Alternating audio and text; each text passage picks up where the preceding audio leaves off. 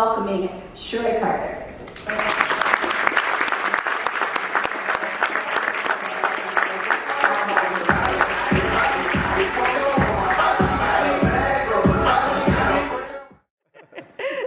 Tell us how you transitioned there and what's going on with what's happening. You know what? It's been fun. You know, I've been at Spotify for I've been an investor for five or 6 years, and I've been inside of the company for probably 16 months or so. And it's been fun. You know, it's like a kid in a candy store because I love music and I love technology. And I'm around some of like the smartest people in the world that are working on things that I deeply care about. So it's been fun, and especially to see the music industry that's been like the same for 100 years finally feel like is moving forward, like the rest of the world's moving forward. How do you think Spotify is going to kind of rectify what happened with the record industry when sales started to drop and then artists weren't getting paid? How do you think Spotify is helping to solve for that? You know, I think, you know, when you look at the amount that Spotify's paid out over the last, 8 years, and then this year alone is, probably, I think, $5 billion or so, like giving back to the industry. And then I think being, on top of the financial contribution to the industry, being able to, where Spotify has, I think we have 4,500 owned and operated playlists, right? Yeah. For all different types of music. And when you look at how hard it is for artists to get on radio and to get your video played in certain places, is only, if you listen to the radio station, it's probably 18 artists, right? That they play over and over and over and over again. And those are big superstars. So it's hard for new artists to kind of get a share of those spots. So to be able to help artists find audiences and things like that, I think, and especially on a global level, I think has been helpful to the industry. Awesome. And so from my perspective, I'm very curious in terms of where you are with your investments. What do you see in the future? What is hot? What's trending? What do you feel like people should look toward? The future, I think is very bright and very scary at the same exact time, because I think technology's moving faster than humankind can keep up with. And especially America's not prepared for the technological changes that are ahead in terms of artificial intelligence and robotics and things in that space that I think are going to be both transformational and destructive to the workforce. So how do we prepare ourselves for what are the next generation of jobs going to be? And I think just looking at what I'm seeing coming down the pipeline, when you look at things like manufacturing, customer service, even things down to driving. I didn't realize driving was one of the number one jobs for, I think it might be the number one job for Caucasian males in America. Interesting. Yeah, and those aren't going to exist. It's not going to be jobs there. Yeah. So, and when you look at even things down to what Amazon's doing, and this is going to be over the next 36 months, where, you're going to walk into stores, grocery stores, and just walk out. It's not going to be any cashiers. Yeah. I met an entrepreneur recently who was showing me these sort of, it was these security guard robots, right? That just kind of roam through parking lots and around retail facilities and apartment facilities. And I said, how much are you selling them for? He said, I'm not selling them. I'm charging, I think it was $10 an hour or whatever. And these things had 360 eyes around its head. that, where it had facial recognition. It could read license plates. So, and it recharges itself. So soon it's like those little vacuum cleaners that goes back to the base when it runs out. So what he talked about was with security guards, the amount of churn for the security guard workforce. So when you think about insurance, workman's comp, all of those things or whatever, and also these things are going to be able to alert police officers. Oh, that person stole from the store last time. I'm going to alert, the authorities that they were in there. These are the types of things that are coming down the pipeline quickly.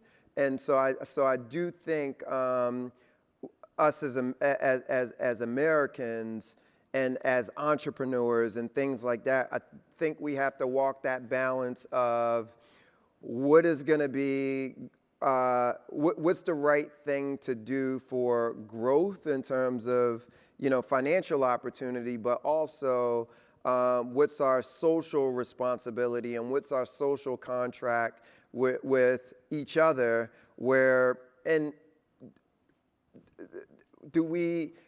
is that going to be the right thing for our country if we're getting rid of hundreds of thousands of jobs, millions of jobs? Yeah, that's an interesting one. What do you think? Like, where do you see those people being displaced, or what do you think is going to happen? I think we have to have a balance, and this is where, the relationship between the public and the private sector have to strike some sort of balance, because I think, there's a mentality in Silicon Valley where it's, and Wall Street, by the way, where it's grow at all costs, and it's move fast and break things. Yeah. And it's, just this whole sort of ethos that I don't think we're actually taking our fellow citizens and brothers and sisters and our kids and grandkids into consideration as we're thinking about some of these things that are coming down the pipeline. Yeah. And I'm not saying, we should overregulate or not be competitive with other countries when it comes to certain things. But I do think there are serious long-term repercussions that we are going to have to take into consideration as these things move quickly. That is definitely something to think about. But before our whole country looks like Detroit. Right. Wow. So Brian Krzanich has been at Intel for 35 years. He's been the CEO for coming up on 5 years. Brian, come on out.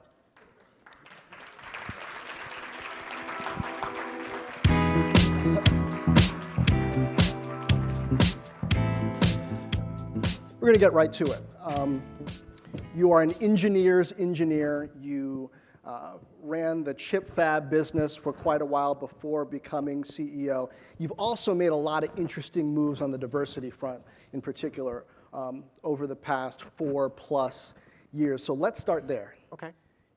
You kind of scared me coming in the door when you announced this policy that went farther than I had seen any major company in Silicon Valley do up to that point, where, correct me if I'm wrong here in how I phrased it, but you basically said, I don't expect Intel, to look exactly like the demographics of the United States, but in individual job categories, I expect us to try to match that job category. So how many African Americans are there who are electrical engineers in the workforce? So the way we're doing this is we take each job category. So like an entry-level engineer, a mid-level engineer, senior engineer, senior manager, and we look at the available population of African Americans, of Native Americans, of Hispanic, and say we're going to go match that number set. The government publishes that data each year. Mm-hmm.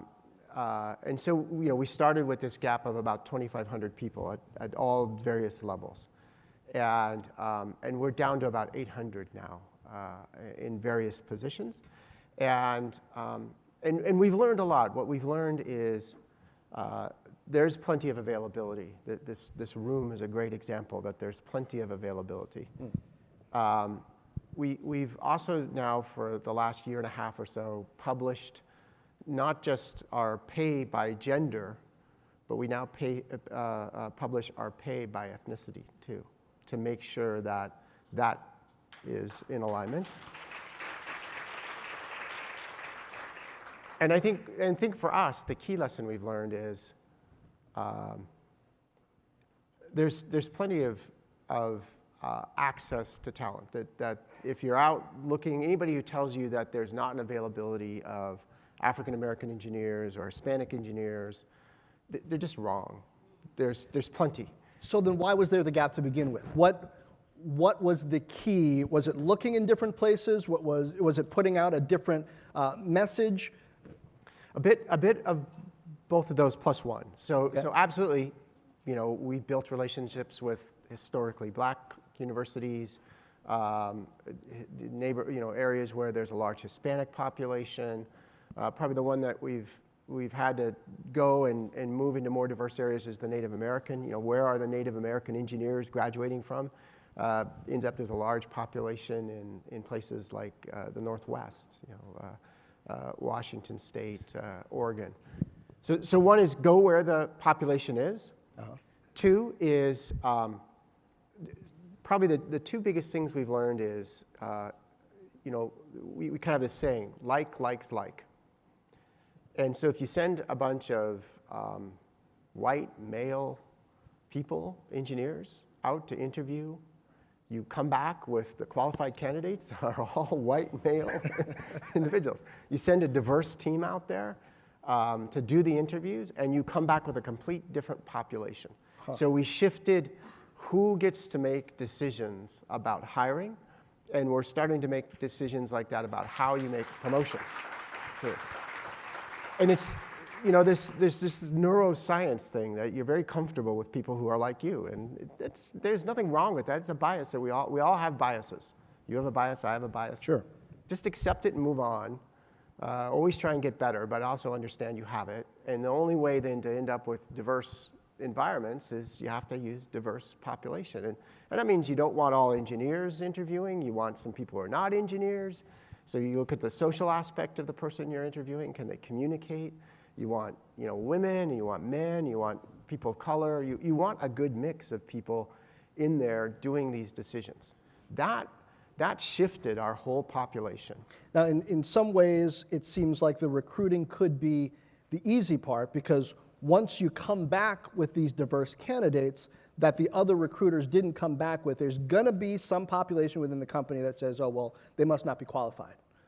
So show me that these people are really performing, and then I'll believe it. How have you navigated the cultural challenge once you get these qualified, diverse candidates in the door of bringing the entire organization along to embracing that?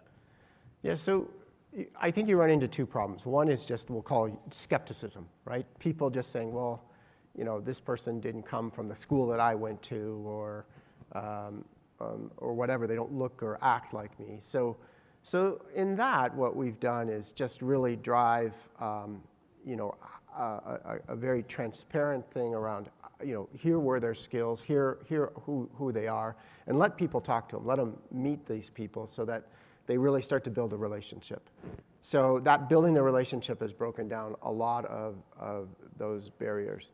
But that said, the other thing we've had to do, and I'd say this is the part that we're still learning, is that once you get these people in, like a good engineer, I talk about the pipe that we have now coming into our building of a diverse population is plenty big. We can hire these people. It leaks once it gets inside the building. So we set another goal that said the number of people leaving the company in these categories, women and people of color, needs to be, we measure it, and we want to drive it to be less than what the overall population is.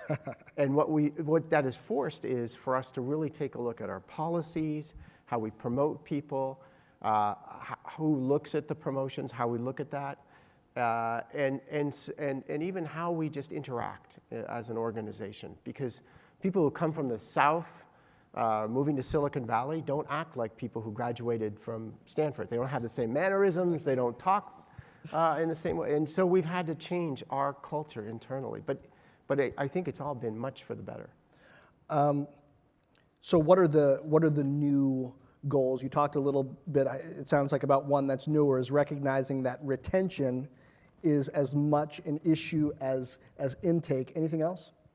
So far, we actually tied to every manager's pay 2 goals. One is the percentage hiring of diverse population, so both gender and color, and then retention. We've just tied those 2 to everybody's annual bonus, and we just stayed with that right now. I believe you have to have it simple and clear, right? So that if you get it too complex and you start adding 4 or 5, people won't understand. Now everybody's vested in, I don't want these people that we're hiring to leave either. And once you get them vested in that, it works pretty well. Are other tech CEOs calling you and saying, how did you do this? We want to do it too. Or is this, are you on an island out there? So they're definitely not calling and saying, tell us how you did it. Okay. And that's okay, right? I think Silicon Valley. Is it? Well, okay. Because when you do other things well, you get those calls.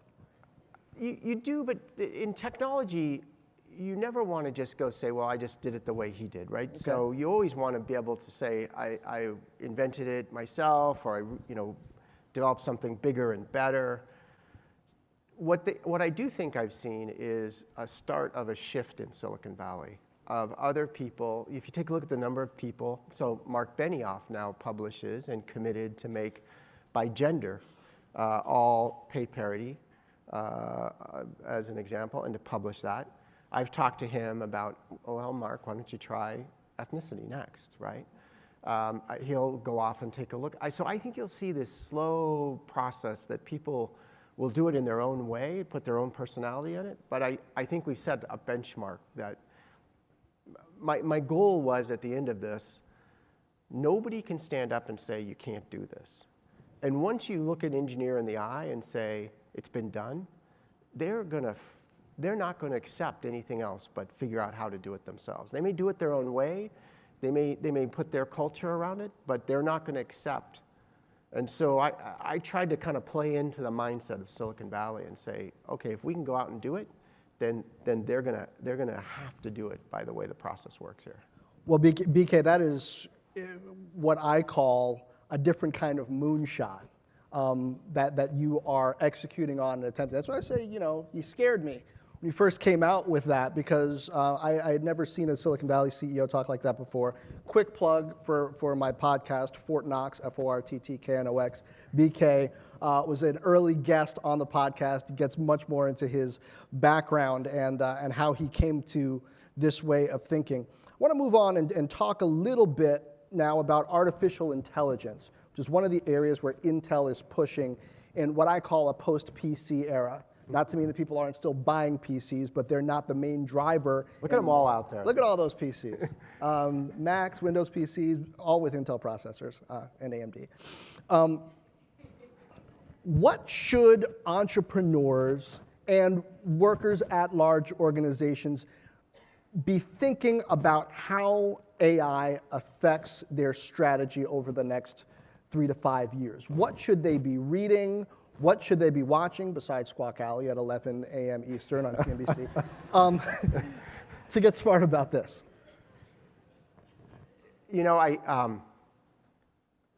I've been speaking a lot about this, both at home and in the environment.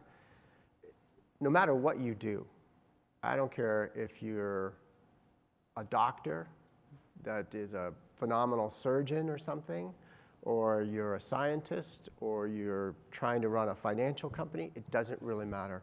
Artificial intelligence is going to penetrate just about everything in your life.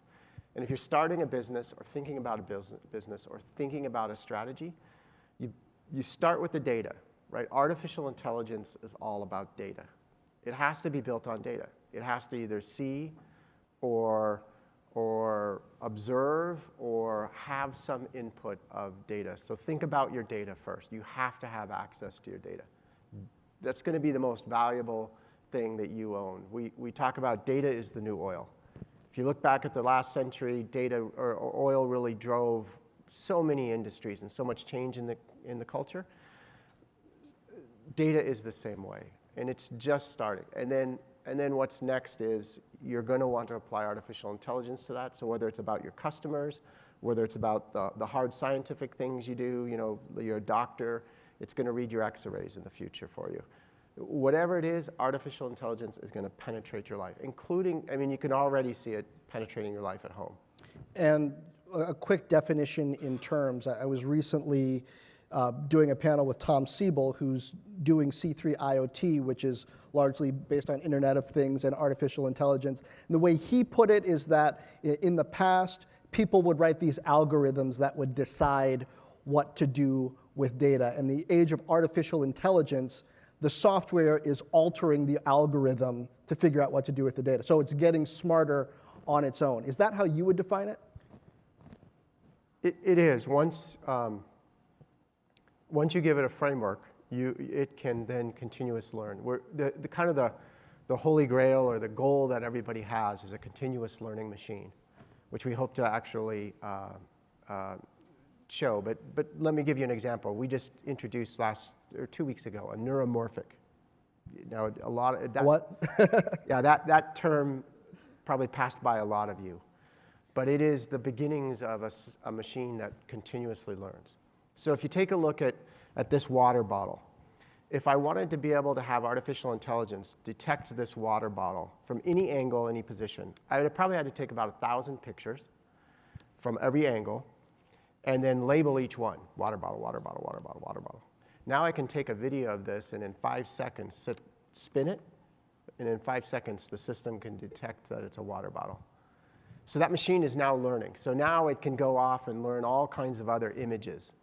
And rather than taking thousands of images that you have to hand enter, it can literally do it in a couple of seconds and segregate them all out and define it. That is the future of artificial intelligence, yes. More and more, you're a global company. You're having to deal with culture issues, with political issues. We sat down back in May, and at the time, this current administration had announced that they were backing out of the Paris Climate Accord. You were on a tech council with the president, said that engagement is important, you were going to stick with it. Then Charlottesville happened. Yeah. And you and a number of other CEOs said, no mas. And you backed away from that engagement with the president. But you're a global company, doing business all around the world. How do you navigate the various challenges, policies, politics that might run counter to what Intel is about, and yet still do business not only around the world, but here in the United States? So we hold to our values. So, we do a lot of business China. China's 25% of our business roughly, and one of our fastest growing areas of business. And clearly, we don't subscribe to a communist government, and we aren't living in a communist country. So we follow our rules. We follow the rules within China, but that's going to break some basic value that we have. We won't do it, and we'll go work with the government and try and find a workaround. So, whether it's data privacy or sharing of our intellectual property, we just won't do it. We try to hold that same value here within the United States too. So for me, Charlottesville, where that came from was that this whole issue became so politicized, right? I was on that council to drive a very important issue, that manufacturing is critical for the US. We have to get our manufacturing legs back underneath us.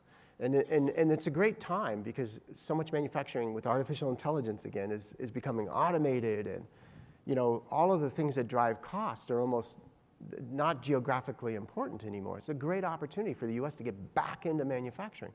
That issue was being lost by the politics. And that's when I said, look, this is becoming a political discussion instead of one of manufacturing. I'm not a politician, I'm an engineer.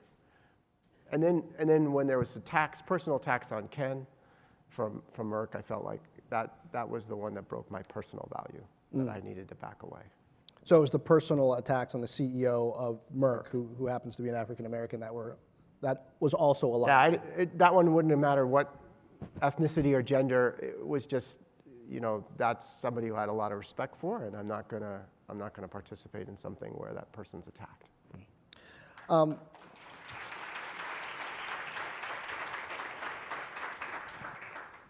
You mentioned manufacturing, and a lot of people don't know Intel still has most of its manufacturing in the U.S. Is that correct? 75%. You've got some with Germany, Israel, some other places? China and Israel and Ireland. And Ireland, sorry, not Germany.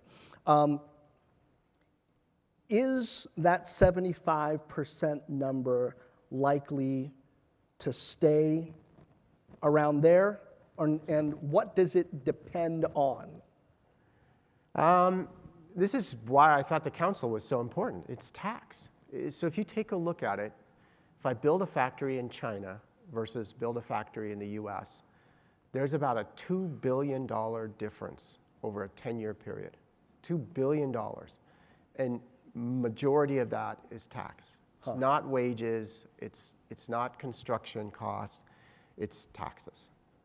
And so you asked the question, will it stay? So far, I've been able to convince myself and my shareholders that proximity, having it local to the research and development, there's a value in all of that. If you look at our, we try and stay very close. But over time, that number has grown. If you went back 10 or 15 years ago, there was about $1 billion difference in tax. As the cost of the factories goes up and other countries put tax incentives in, that number's grown from $1 billion to $2 billion. Eventually, that number will get to a point where if we don't fix the tax issues in the U.S., no, we won't be able to keep manufacturing here. All right, here, check this out. Still at the Black Enterprise Technology Summit here, and we have Mr. Taye Diggs in the house. What's happening with you, sir? I have to say, I feel a little bit silly. I had no idea that things like this existed. I feel like I'm staring into the eyes of a million black unicorns, like, beautiful African Americans that are brilliant. I grew up, and I was considered intelligent, and I was in a crew of not many. So to be here at a convention, at a conference, from high schoolers all the way up to billionaire owners of amazing companies. I'm flabbergasted and so proud, so proud. What's your role here tonight? I'm here with a friend of mine right here. Oh, yeah. Say who you are. Yeah, I'm Rodney. All Taye, right. We're going to be bringing Sober One to the world. We want folks to be able to drink responsibly, but instead of just being a tagline at the end of a commercial, we want it to be something that they can hold in their hand and actually do. So when someone says, how do I drink responsibly, we can hand them something and say, this is how. Boom. We can give parents parents can trust and verify that their kids are driving their $50,000, $60,000 car and not drinking. And I'm on from the ground level. But no, and Taye has, everyone respects his work. And they know he's very serious about his craft and what he does. And I want to be smarter. So I came here. I want to invest in smart stuff. And I think this is smart. So, big ups to this establishment. And show blacks that we don't have to. We don't have to pick up a basketball or football. There's nothing wrong with that, but we can do other things very, very well. And by the team. These students coding and decoding, and I'm amazed. It's an amazing possibility. Very good. And the name of your product again? Is Sober One, SOBR and the number 1. And it's sober1.com, and you can go there and check out what we're doing, what we're going to be doing in the future and everything. It's going to be awesome. Your role in it, what was that? I'm the president and founder. I own all of this. You own all of this. I'm an owner, not an employee. And so that's what I'm trying to show other African Americans, that they can be owners and not employees in tech. Thank you. Congratulations to you. So the big rollout, when we should be expecting? It's out. Sober One is out on Apple Store, and it'll be on the Google Play in about a week, 2 weeks. So yeah, look for it. Definitely going to be looking forward. Congratulations to you, because there's not many that look like you that we know about. Yeah, but I'm glad I'm here so these students that are out here can see somebody that looks like them, so they know that they're not building just toward being an employee, but building toward being an owner. Very well, Rodney. Appreciate you, and thank you for bringing Taye, your boy, out here.